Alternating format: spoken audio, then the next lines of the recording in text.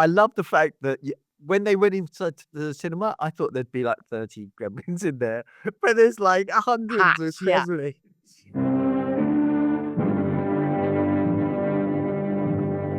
Welcome back to the Modern Horror Stories podcast with Jamie, Dave, and Alex. And yesterday we talked about the movie Gremlins. Today we're going to tell you how we're going to make it better. So, as always, kudos to the people who did make this film. We haven't made a film yet, although we know people in those kind of productions, and they're very difficult. However, with all due respect, we're going to try to improve it. And one other warning is that there'll probably be spoilers in this video. So if you haven't seen it, go and see Gremlins, because we all said how much we liked it yesterday. Who wants to go first? I'll go ahead. So, I really, really like this film, as you heard yesterday. But there are definitely a few things that I would change. The first thing I think comes up pretty much immediately in the film. It's the mysterious Chinese man in Chinatown selling the mogwai. And I haven't quite worked out how I'd fix this yet. But I think there is a way of making him less stereotypical, or finding a way that doesn't lean into those sorts of stereotypes. So I think there's a way of doing it that doesn't change the kind of fairy tale nature of the film, but I'm still working that one out. So I'll let you know at some point in the next year whether I've actually come up with an answer for that. The second one is I'd like more of the mum. She was absolutely amazing. She was like Rambo in this film. It was incredible. Doing full Rambo, and I would have loved to have seen more of that. I could have had a film where she was the main character, because it reminded me a bit actually of when we watched Your Next, and the main character is just there, battering everyone and just being absolutely sort of remarkably competent. And so I love the mum for that. Also, particularly as the dad gets so much kind of character work put into him. I was pleased to get a bit more from her.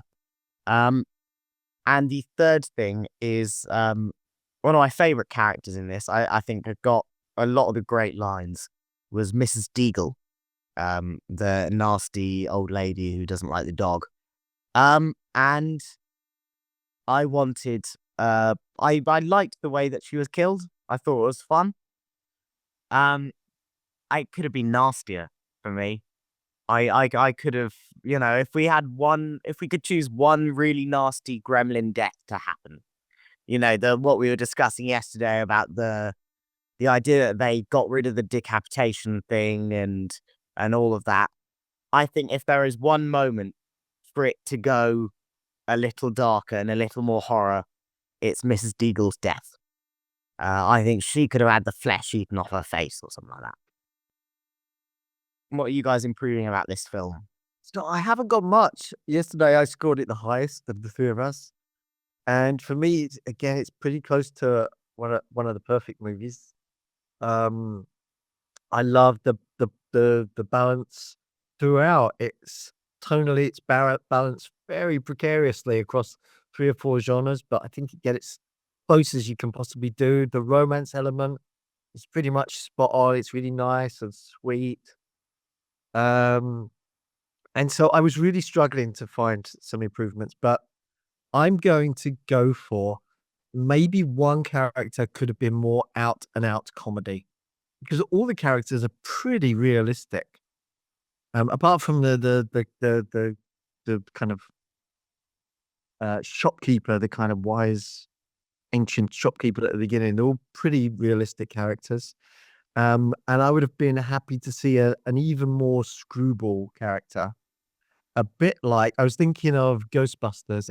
So in Ghostbusters, you've got the 4 members of the team, and of those, Bill Murray's regularly coming out with great one-liners. And there's no one in this film who's out and out comedy. All the comedy is quite gentle. I mean, it's beautiful comedy. And it's quite gentle. And I've been happy for one character to be slightly more screwball with some interesting one-liners. The only person I could think of was perhaps the child actor Corey Feldman could have been given a few kind of more screwball comedy lines, but he was great in it too. So it's difficult for me to improve this one. I'm going to leave it to you, James. But before you do, I mentioning Corey Feldman, I loved how all the characters were introduced to us in this film. So Corey Feldman was introduced, he was a Christmas tree. And his dad had made him dress as a Christmas tree to help sell and deliver Christmas trees. And so that's how we got introduced to his character. And a great introduction to Mrs. Deagle walking down the street and being incredibly rude to somebody who's being incredibly polite. And yeah, all the characters I felt we got a really nice moment with at the start of the film, and introducing us to the world of this town before we get into the actual story. I thought that was really nicely done. One of the things I would change is it's really tiny, but there's a tiny bit of the rules of the looking after a Mogwai are delivered in voiceover with this sort of fadey in and out visuals or cross-fading visuals. And I didn't like that. I felt it would have been nice to just stay with the boy and the dad for that bit. But then if you did stay with that, then you'd wonder why Rand didn't ask more questions there and then, so that, so it kind of had to be delivered in voiceover, but I don't know, the style of it shifted so widely from where we were in the film that I felt it took me out of it a bit. So I'm not sure exactly how to fix that, but I would change it slightly. The next thing is a big one, and I have this issue with the second Gremlins film as well, is when there's many gremlins turned into monsters and they're running amok, that's all fine. But when they congregate, I didn't like those scenes. I didn't like the pub scene. I didn't like Ah, the cinema scene. I felt but can I ask why not? Because so. they were some of my favorite bits. So yeah, I mean, I agree with you, Alex. The puppetry and animatronics in those scenes is mind blowing. I have no idea how they physically achieved this. It's absolute feat of filmmaking to practically. I'm assuming it was all practical, and they did an incredible job. There's stuff happening every inch of the screen. There's something moving and a character. All of the gremlins have a character. And I think part of my issue is that we don't get to really see those characters. You see tiny, tiny glimpses of there's one wearing glasses, there's one in a wig, there's one in this, and there's one in that. And we just get these like half a second of each of these characters. It would have been nice to either have fewer characters or give us time with each of those characters so we can actually get more of a flavor of them.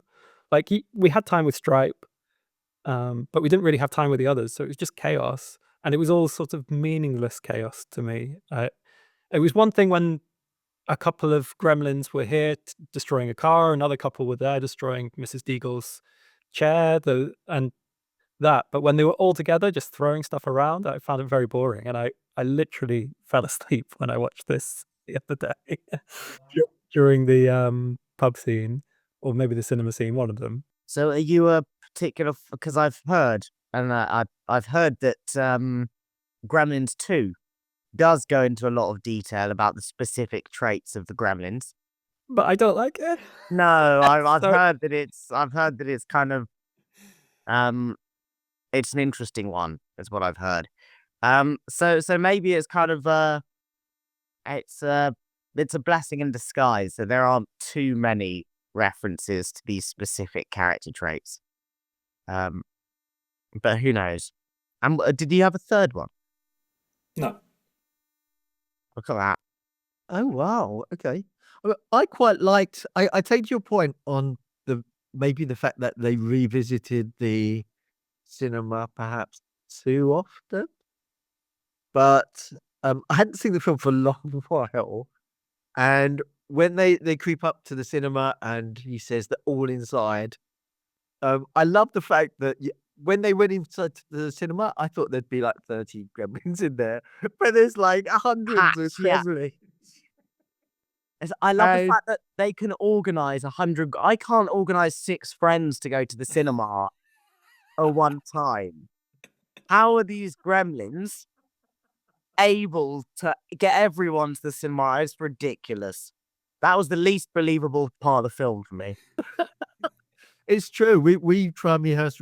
We try and arrange rehearsals on a regular basis, and we can never get more than 3 or 4 people on the same night. Yeah, I bet. We should form an improv group of gremlins. Yeah. That would be great. And now I'm just trying to think of a pun name. It'll occur to me at some point. And we'll edit it in. Yeah, oh, brilliant, yeah. Just dub it over and make it look like I've actually come up with a pun just like that. Maybe say this group's going to be called and then mouth something and we'll Yeah. This group's going to be called... It's got a long name. Nailed it. It's got a long... I just thought I'd cover all bases, you know. So before we wrap up, I think I've seen Gremlins 2, but if I did, it was a long time ago. Is that also set at Christmas? Yeah, I think so. Oh, okay. From what I remember. But it's in the city. Tell you what, there's a sketch that... Do you know the comedy duo Key and Peele? Mhm. Have you seen their Gremlins 2 sketch? No. Okay, I'll put that on the group chat because it is very funny. Is it a spoiler? Sort of. But I mean, the impression I get is that Gremlins 2 is so bad that you essentially might as well just watch this. Right. Thinking about Gremlins 2 and thinking about what I said about Gremlins 1, maybe my issue with those Gremlins scenes in both films is that it takes us away from the actual the characters that we've been following. And so even though Phoebe Cates is there in the pub, she's not as actively engaged in it as you'd necessarily want from a main character. She's serving drinks, which is quite amusing in a way, but it would be, I don't know, it would be nice if we were seeing this from her perspective more than just a fly on the wall sort of perspective. Maybe that's my issue with both of those scenes, that we become more fly on the wall than movie watchers. Very I well. don't know. But also, yeah, Gremlins 2, we focus very heavily on some of the Gremlin characters, and I'm not a fan of that. Interesting. So, on that note, let us know in the comments, have we spoiled this movie? Have we improved the movie? Maybe you've got ideas of how you would improve Gremlins. In which case, put those comments in the chat. And hopefully you will join us next time for another Christmas horror movie review.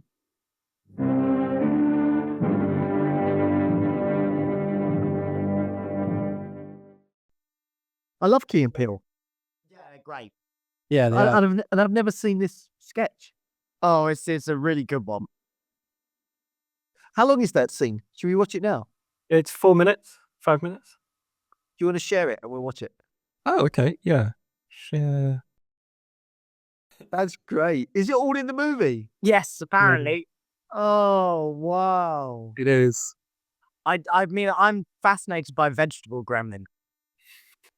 Oh, wow.